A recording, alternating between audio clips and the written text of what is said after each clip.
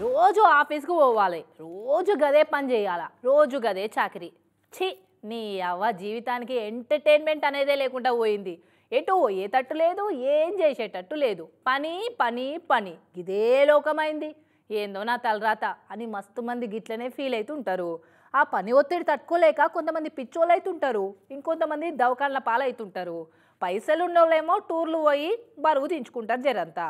లేనోళ్ళేమో గిట్లా తిట్టుకుంటా సచ్చినట్టు గదే పనికి పోతుంటారు.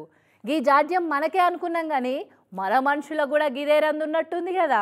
ఓరిని కలికాలం పాడుగాను ఆఖరికి నట్టు బోల్టులతోటి ఫిట్టింగ్ చేసిన మర మనిషి గదే రోబో కూడా సూసైడ్ చేసుకున్నదట కదా. ఈ కథకు నా వడెత్తు గా మరబొమ్మ ఏడన్న ప్రాణం తీసుకుంటుంది అనవా, మాట్లాడితే మీనింగ్ ఉండాలి అని అప్పుడే నా మీద గరానికి రాకూరి. కానీ దక్షిణ కొరియాలో నిజంగానే ఓ రోబో రోజు పని చెప్పి సావుగొట్టి చెవులు మూస్తురని ఆయన ఆరో అంతరం మీదకి వెళ్ళి దుంకి జీవి తీసుకుందట.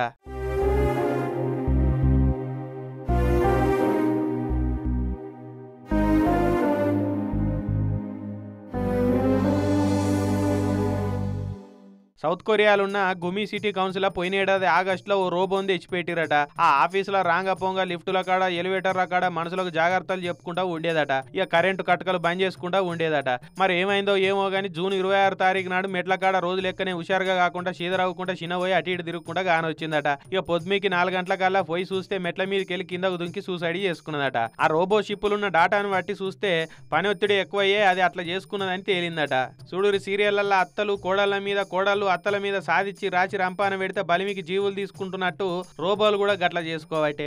సొంతంగా ఆలోచించే దమాకు లేని రోబోలు కూడా ఎట్టి సాకిరి చేయలేక డిప్రెషన్లో పోయి షిప్పులు వీక్కోవటే. మనుషులేమో బాసులను తిట్టుకుంటా జుట్లు వీక్కోవటే. చూడురి కాలం ఎట్లున్నదో, మనుషులు మనుషుల బతుకు ఒకటే అయిపోయింది కదా ఆఖరికి.